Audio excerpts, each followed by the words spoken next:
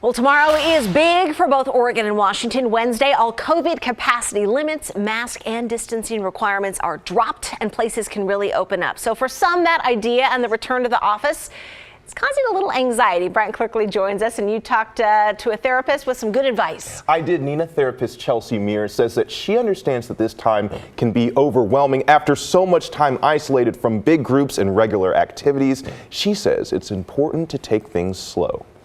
Our days were not filled with as many responsibilities, so now we're feeling more drained. We don't feel like we have the energy that we used to. As Oregon opens back up, therapist Chelsea Mears says change is happening very fast, which can cause fatigue and low energy.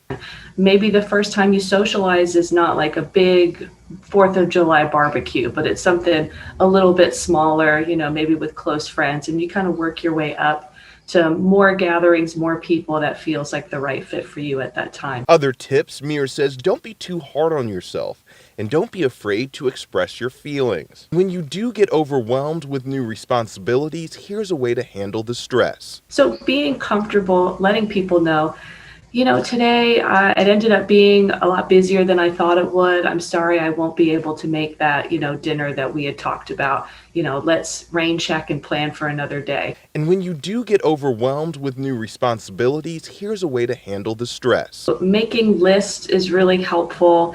Having an idea of what amount of time you're going to dedicate to certain tasks, and then also building in some time for just taking a break, taking a breather, doing a mindfulness, meditation.